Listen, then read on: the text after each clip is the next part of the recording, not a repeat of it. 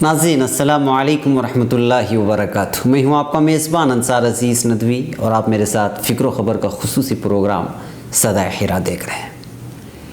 ناظرین الحمدللہ یہ صدائے حرا کی 35ویں قسط ہے۔ گزشتہ ہفتے آپ حضرات نے دیکھا اور سنا تھا کہ نبوت کے 3 سال بعد اللہ نے آپ صلی اللہ علیہ وسلم کو علی اعلان تبلیغ کا حکم دیا تھا۔ پھر صفحہ پر چڑھ کر آپ نے جو تبلیغ کی اس کی تفصیل وغیرہ وغیرہ آپ لوگوں کے سامنے آئی۔ اب آئیے آگے بڑھتے ہیں۔ ناظرین ابتداء اسلام یعنی نبوت کے بعد کئی سارے ایسے واقعات ابن ہشام نے اپنی تصنیف میں جمع کیا ہے جو ترتیب وار تو نہیں مگر اس کو بیان کرنا بھی ضروری ہے، کیونکہ وہ سیرت کی ہی ایک ایسی کڑی ہے جس کا تذکرہ کیے بنا سیرت مکمل نہیں ہوتی۔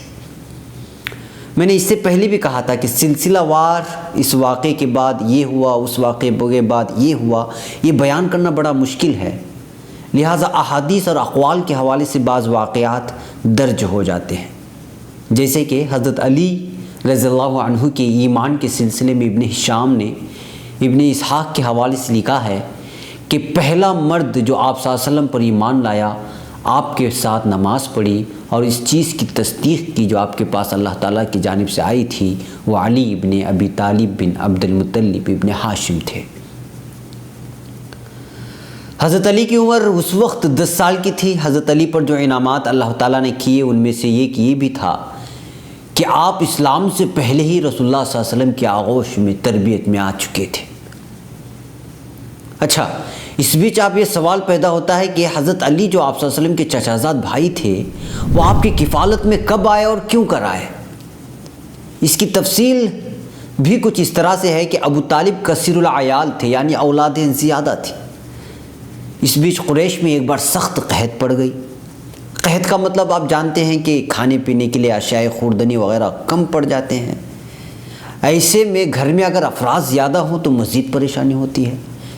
ایسے قحط کے زمانے میں آپ صلی اللہ علیہ وسلم نے اپنے چچا عباس جو اس وقت خوشحال تھے ان سے کہا بقول ابن ہشام، اے عباس، آپ کا بھائی ابو طالب بہت بال بچوں والا ہے اور اس قحط کی وجہ سے لوگوں پر جو مصیبت آتی ہے وہ تم دیکھ ہی رہے ہو، بس میرے ساتھ چلو کہ اس کا بوجھ کچھ ہلکا کرے۔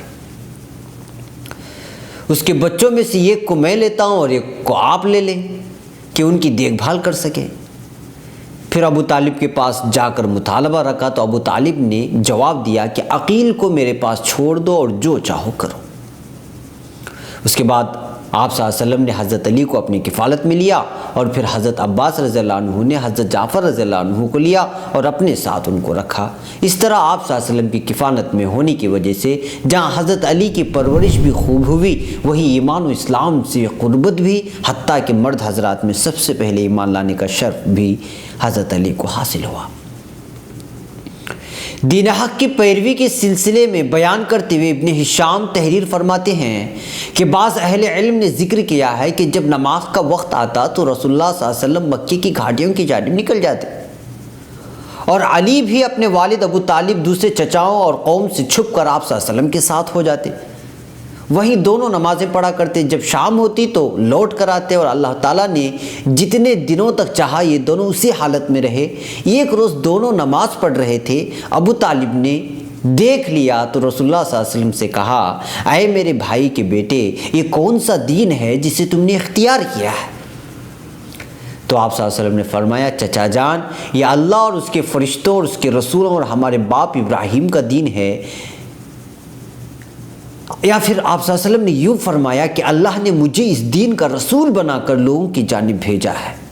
چچا جان، جن جن لوگوں کی خیرخواہی میں نے کی ہے اور جنہیں سیدھی راہ کی جانب دعوت دی ہے ان سب میں آپ زیادہ حقدار ہیں، اور اس دعوت پر مجھے قبول کرنے اور میری امداد کے بھی آپ ہی زیادہ حقدار ہیں۔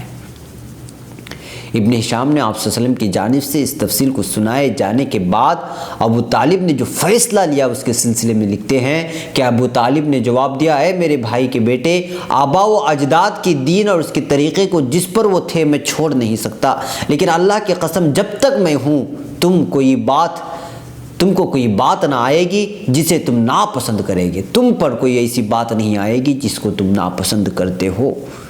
لوگوں نے یہ بھی بیان کیا ہے کہ انہوں نے حضرت علی سے کہا، اے میرے بیٹے، یہ کون سا دین ہے جس پر تم ہو؟ انہوں نے کہا، ابا جان، میں اللہ اور اس کے رسول پر ایمان لایا ہوں، اور جو چیزیں رسول اللہ صلی اللہ علیہ وسلم نے پیش کی ہیں میں نے ان میں آپ کو سچا جانا ہے، یعنی آپ صلی اللہ علیہ وسلم کو۔ میں نے اللہ کے لیے آپ کے ساتھ نمازیں پڑھی اور آپ صلی اللہ علیہ وسلم کی پیروی کی ہے۔ لوگ کہتے ہیں کہ ابو طالب نے علی رضی اللہ عنہ سے کہا، انہوں نے تمہیں بہتری ہی کی جانب دعوت دی ہے، اس پر جمے رہو۔ یعنی حضرت ابو طالب اپنے بیٹے حضرت علی کو فرما رہے تھے کہ انہوں نے آپ صلی اللہ علیہ وسلم جو دعوت دی ہے وہ بہتری کی جانب ہی آپ کو دعوت دی گئی ہے۔ ناظرین، یہ تھی حضرت علی کی ایمان لانے کی تفصیلات اور آپ صلی اللہ علیہ وسلم کی کفالت میں آنے کی مختصر کہانی۔ اس ہفتے مجھے یہی اجازت دیں اور آپ فکر و خبر کے ساتھ جڑے رہیں، یہاں خبروں کا سلسلہ لگاتار جاری رہتا ہے۔ السلام علیکم ورحمۃ اللہ وبرکاتہ۔